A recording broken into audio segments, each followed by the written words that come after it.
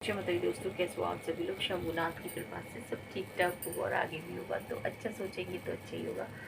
बाकी तो सब शंभुनाथ के हाथ में है। तो गाइस मैं बता दूं कि हम लोग डिपो से आ चुके हैं और मैं आपको बताऊं कि लक्ष्य भी स्कूल गए, क्योंकि स्कूल और अब घर में पूरा इतना काम बढ़ रहा है गाइस कि मेरा मन भी नहीं हो रहा है। मेरा मन भी नहीं हो रहा है काम करने का, आलस आ रहा है। लाइट जलाऊं, पहले उधर की लाइट जलती ना तो ठीक रहता है। एक मिनट।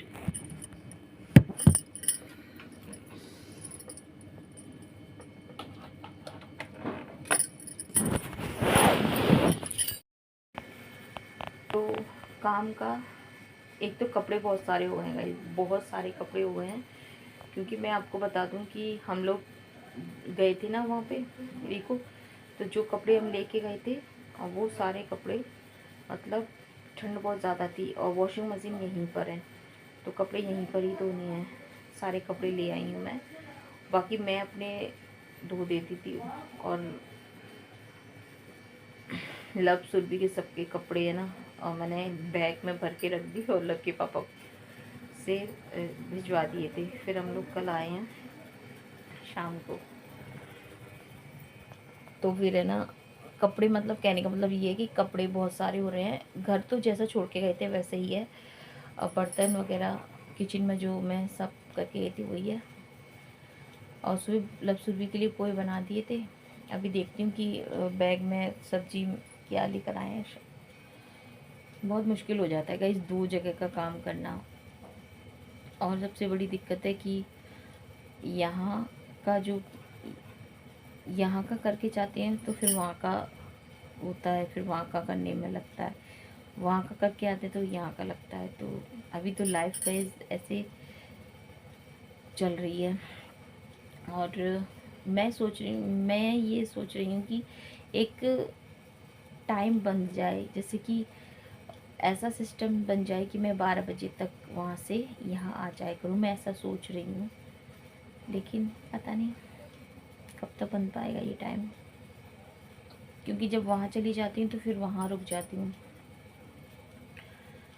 आने का मन भी नहीं होता। फिर लगता है कि क्योंकि मम्मी होती है ना अकेले, तो फिर मम्मी को मन भी नहीं करता। और फिर यहाँ से लेकिन मम्मी बोलती हैं कि तुम परेशान मत हुआ करो।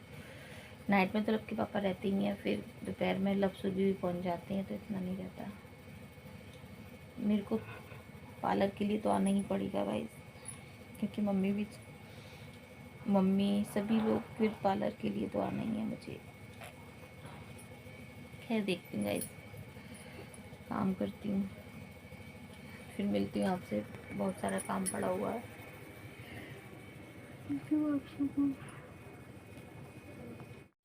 और इसके बाद फिर गाइज मैंने आलस छोड़ दिया था और फिर फटाफट से मैंने सब्जी बना दी थी। और सुबह है ना ब्रेकफास्ट में, मतलब ब्रेकफास्ट में क्या, बच्चों के लिए स्कूल के लिए मैंने ना टिफ़िन में ना पोए रख दी थी, क्योंकि 2 दिन से सुबह पोए की बोल रही थी।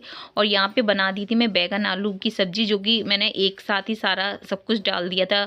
आलू, बैगन और प्याज, हरा धनिया, मिर्ची, ये सब डाल दिया था और फटाफट से जल्दी वाली एकदम सब्जी बना ली थी। क्योंकि कभी कभी ऐसा होता है, कभी कभी नहीं, अक्सर मेरे साथ में ऐसा होता है कि जब भी मैं जल्दी वाली सब्जी बनाती हूँ गाइस, बहुत टेस्टी बनती है।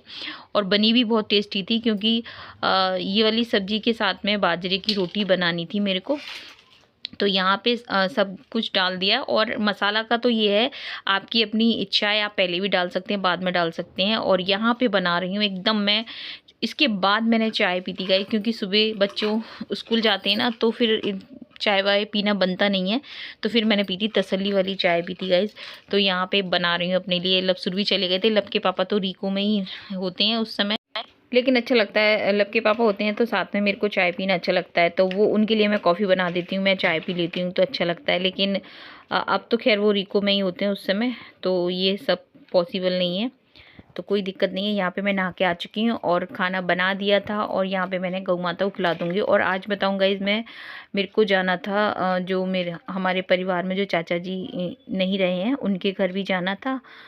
तो उसी के लिए मैं तैयारी कर रही हूँ। तो यहाँ पे गाइस कपड़ों का तो आपको पता है ढेर हो गया था।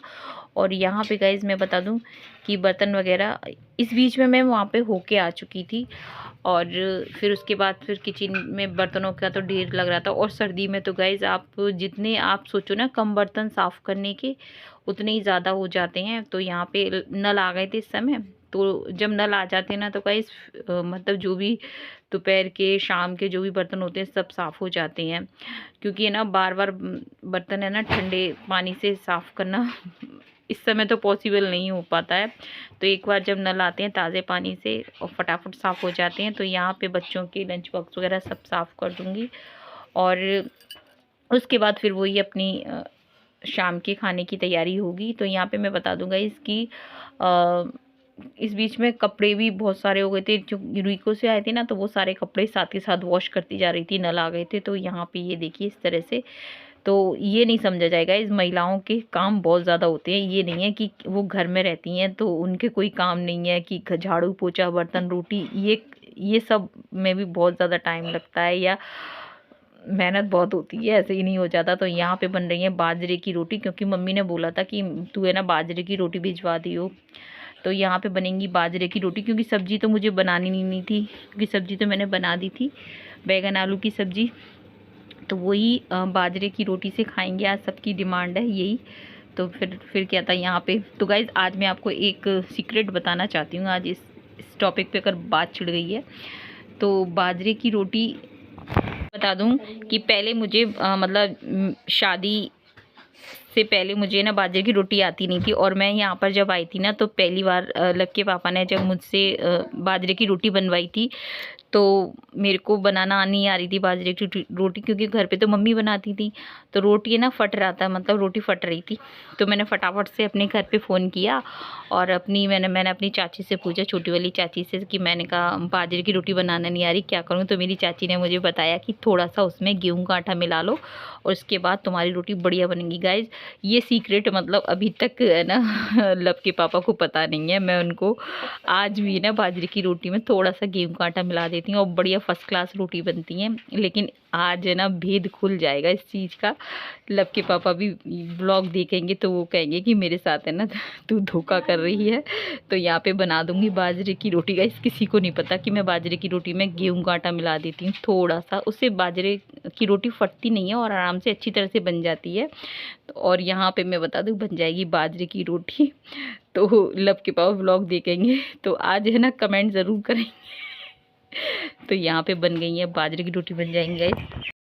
तो गाइस मैं बता दूं कि बाजरा खाना तो अच्छी बात है और सर्दियों में ही खाया जाता है, क्योंकि सर्दियों में ये गर्म होता है गाइस। और वैसे भी बाजरे जैसे कि आटे में ना थोड़ा गेहूं का आटा मिलाने से ये भी रहता है कि कुछ लोगों को बाजरे की रोटी जैसे प्योर बाजरा नुकसान करता है, तो उसमें थोड़ा सा गेहूं का आटा ऐड कर देते हैं ना तो फिर वो नुकसान भी नहीं करता है।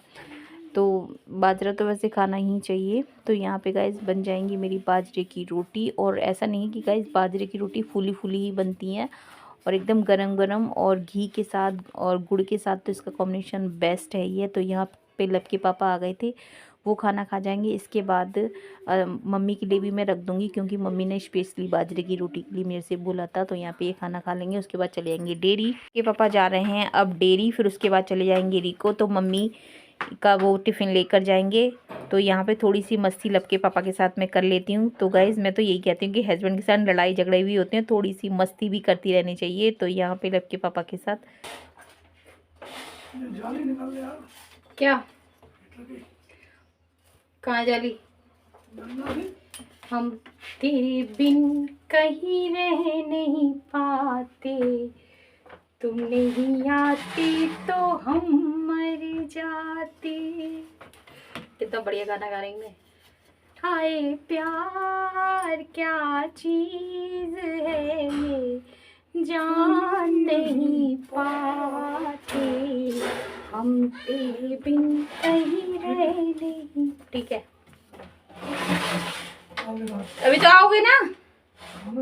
तो गाइज़ मैं तो यही कहती हूँ कि अपनी लाइफ को पूरी तरह से एंजॉय करके जियो, क्योंकि घर में अगर मानो कि हस्बैंड से या घर के किसी भी तरह की कोई अनबन हो भी जाती है तो कोई बात नहीं, इस कान से सुना करो, इस कान से निकाल दिया करो। और बस खुश रहिए, बढ़िया रहिए, मौज कीजिए। यही कहूँगी, अपने बच्चों का ध्यान रखिए, अपने माँ बाप का ध्यान रखिए, क्योंकि माँ बाप से बढ़कर कुछ नहीं है। तो वीडियो पसंद आए तो लाइक करना, शेयर करना, कमेंट करना, सब्सक्राइब करना और अपने हस्बैंड को ज़रूर खुश रखा कीजिए।